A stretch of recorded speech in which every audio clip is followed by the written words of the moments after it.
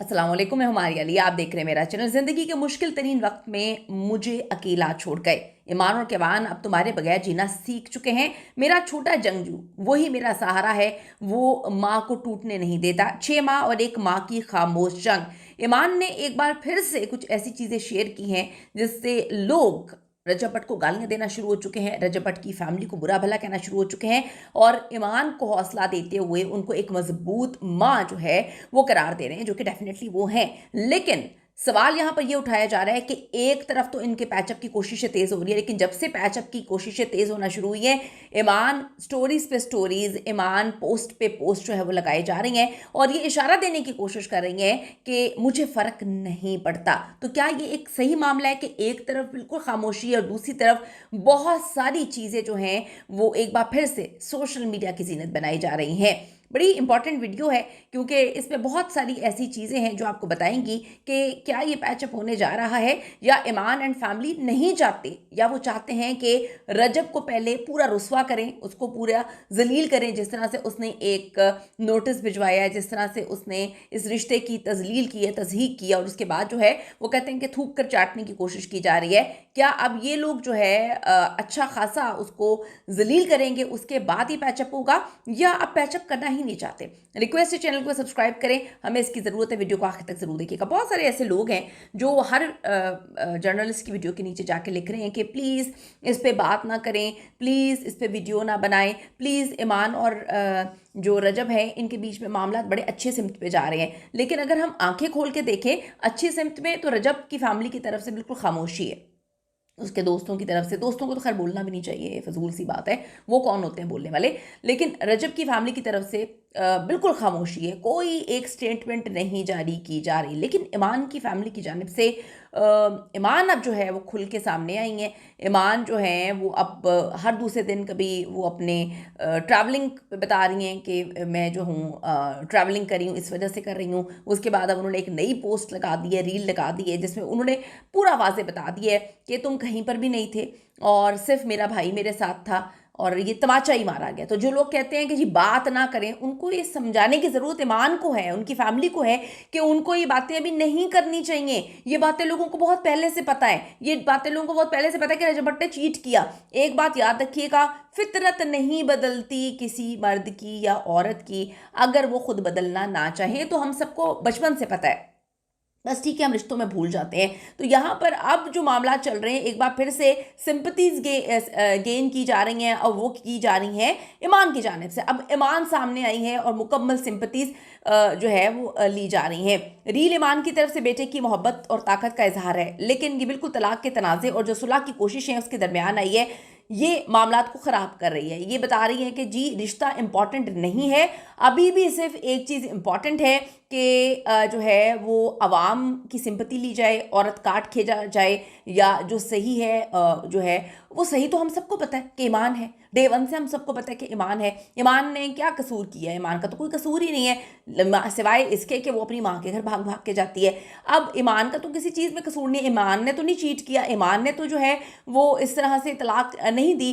लेकिन बात यह है कि जब मामला सही की जानिब जा रहे हैं तो फिर ईमान को कौन पढ़ा रहा है कि पहले तो ऑन के ऊपर सारा गंद आ रहा था कि ऑन जा जाके गंद घोल रहा था। अब ईमान को किसने पढ़ाया कि वो सारी चीज़ें लिखे? इतनी गालियाँ पड़ रही हैं इस रील के बाद, रजब भट्ट को, उसकी फैमिली को इतनी गालियाँ बर्दाश्त करने के बाद आपको लगता है कि वो फिर रिश्ता निभाने की तरफ आएंगे या कोई निभाना चाहेगा?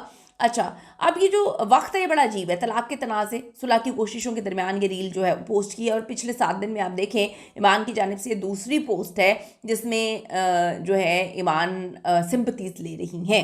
उनको लेने की ज़रूरत नहीं है लोगों की, हम सब आपके साथ ही हैं। लेकिन फिर बात यह है कि आप अपने भाई के नक्शे कदम पे चल रही हैं, आप सबको सोशल मीडिया पे लेकर आ रही हैं। लिखा हुआ है मुख्तलिफ अखबारात ने कि इन्फ्लुएंसर ईमान इन्फ्लुएंसर कब बन गई? मतलब मेरी तो अजीब सी बात है। मुझे वो इसके भाई का वो जो है स्टेटमेंट याद आ रहा है कि आप ही की तो टोर ही अलग है। आप ही को मैं अपने लाइव में 1-2 दफ़ा ले आऊँगा तो मिलियन में हमारा यूट्यूब चैनल चला जाएगा और मेरा टारगेट है अपने यूट्यूब को मिलियंस में लेकर जाना, क्योंकि किवान की परवरिश तो हम लोगों ने करनी है। ये स्टेटमेंट छोटी नहीं है, ये आपको समझने की ज़रूरत है। जैसे ये रील आती है सोशल मीडिया पर, लोग ईमान के साथ हैं, रज पर तनकीद हो रही है और एक बार फिर इससे इस रील के बाद रजब भट्ट को गालियां पड़ना शुरू हो गई हैं। कुछ लोग बोल रहे हैं कि ये कैसा पैचअप की कोशिशें हैं कि एक तरफ तो एक मोतबर शख्सियत जो है पैचअप करवाने की कोशिश करें और दूसरी तरफ ईमान और फैमिली हर 2 दिन बाद कोई ना कोई चीज़ जो है व्यूज़ के लिए, सिंपथीज़ के लिए सोशल मीडिया पर डाल देते हैं। 6 माह मुबारक हो मेरे छोटे जंगजू। शुरू से ही हमारा सफ़र आसान नहीं था, ये मैं उर्दू में बता रही हूँ। ये 6 माह ज़िंदगी भर के जज्बात जैसे गुजरे हैं। मुझे अब भी वो खौफ है, बेख्वाबी की रातें, गैर यकीनी और लातादाद दुआएं याद हैं। तुम इस दुनिया में वक्त से पहले आए, बहुत छोटे थे मगर बहुत मजबूत। कई दिन ऐसे गुजरे जब मैं टूटने वाली महसूस करती थी, सब कुछ बहुत भारी लगता था, मगर मैं तुम्हारे लिए मजबूत रही, खुद को संभालती रही, क्योंकि तुम्हें मेरी ज़रूरत है और तुम ही मेरा आगे बढ़ने का सबब हो। अब भी जब मैं बहुत तकलीफ से गुजर रही हूँ, तुम्हारी मुस्कुराहट मेरी तसल्ली है, तुम्हारी मौजूदगी मेरा सुकून है। तुम मेरा मुआवजा हो, मेरी हिम्मत, मेरी ताकत, मेरी शफा और आगे बढ़ने की वजह। तुम्हारे साथ हर लम्हा वो बरकत है जिसके लिए मैंने बहुत दुआएं की थी। 6 माह मुबारक को मेरे कीमती दलेर छोटे लड़के। मामा तुमसे इस दुनिया की हर चीज़ से ज़्यादा मोहब्बत करती हैं। Even now when I am going through so much, ये वाला जो जुमला है उन्होंने तलाक के जो मौजूदा तनाज़ा है उसके हवाले से बोला है। कमेंट्स में लोग इसे रजब की गैर मौजूदगी और तलाक से जोड़ रहे हैं और एक बार फिर से रजब को गालियां पड़ना शुरू हो गई हैं और रजब के बारे में बहुत बुरी बुरी चीज़ें बोलना शुरू हो गए हैं। बेटा केवान जो है कहती हैं 6 माह पहले पैदा हुआ, प्री मेच्योर था, यानी वक्त से पहले। लेकिन यहाँ पर रजब ने बोला था पॉडकास्ट में कि सिर्फ 1-1.5 हफ्ता पहले वो पैदा हुआ था, वो कोई प्री मेच्योर नहीं है। लेकिन ईमान और उनके जो भाई हैं वो इसी बात पर बज़द हैं कि प्री मेच्योर हैं। 10 मार्च 2026 को रजब ने ईमान को तलाक का पहला नोटिस भेजा है और शादी के तकरीबन 15-16 माह के बाद। अब शायद कंफर्म नहीं है, मुझे याद नहीं आ रहा। मेरे ख्याल में बच्चा जो है वो 6 माह का है, तो मेरे ख्याल में साल ही हुआ होगा शादी को। ईमान ने नोटिस की तस्वीरें अपनी इंस्टाग्राम स्टोरी पर शेयर की। बेटे का हाथ कागजात पे रखा हुआ था। उस वक्त से सिंपैथी गेम शुरू होती है। मैंने रिश्ते को बचाने के लिए खामोशी इख्तियार की और मेरे ऊपर और मेरे ख़ानदान पर झूठे इल्ज़ामात लगाए गए।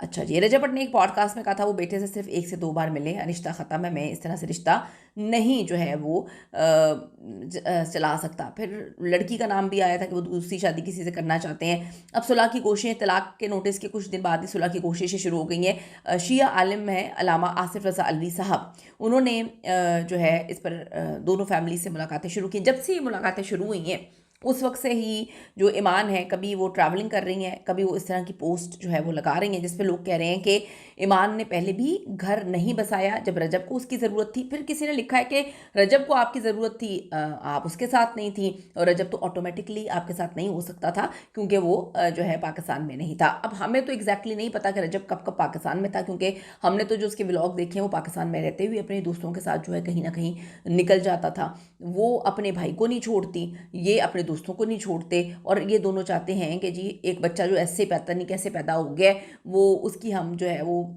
परवरिश करने की भी क्या बात बोलूँ। वो तो कहता है मैंने 2 बार मुलाकात की है। तो समझ से बाला तर है कि अगर बीच में कोई पड़ गया है तो फिर इस तरह की पोस्ट लगाकर गालियाँ पड़वाना और अगले बंदी की तजलील करना ये समझ से बाला तर है। अब जी सोशल मीडिया पे लोग कह रहे हैं कि कभी रजब की माँ की ऑडियो आती है, कभी जो है ईमान की माँ की और भाई की, तो बहुत ही सारी ऑडियोज़ हर दूसरे दिन आ जाती हैं। अब वो कहती हैं कि जी आपको पता है कि कौन रिश्ता बचाने की कोशिश कर रहा है, कौन तोड़ने की, तो लोगों को नज़र तो आ रहा है। देखिए मेरी बात सुने, हमें रियलिटी बेस्ड बात करनी चाहिए। औरत कार्ड साइड पे रखना चाहिए, विक्टिम कार्ड साइड पे रखना चाहिए, या रजब के साथ पैचअप होना चाहिए या नहीं होना चाहिए, बीच की कोई गेम नहीं है। आपको अगर रजब नहीं पसंद तो आप उसके साथ पैचअप ना करें, क्योंकि पैचअप ज़बरदस्ती का अगर आप करेंगे तो आगे चल के रिश्ता टूट जाएगा। अगर आप जेन्युइनली दोनों फैमिलीज पैचअप करना चाहते हैं अपने बच्चे के लिए, खुद के लिए, अगर खुद भी आपको लगता है कि आपको इस रिश्ते को मौका देना चाहिए, तो फिर हमें लगता है कि गंद घोलना बंद करना चाहिए। सोशल मीडिया छोड़ दें, अपने रिश्ते बचाएं। सोशल मीडिया पे चीज़ें शेयर करके आपको क्या मिलेगा, मुझे दोनों फैमिलीज की समझ नहीं आती। अपनी कीमती राय ज़रूर दीजिएगा इस हवाले से, क्योंकि जो ईमान की करीबी दोस्त है मिसना शब्बीर, उन्होंने कहा है कि हम कोशिशें कर रहे हैं, दुआ करें, कोई इस पर बात ना करे, लेकिन वो शायद अपनी दोस्त को कहना भूल गई। कीमती राय दीजिएगा। See you in the next video.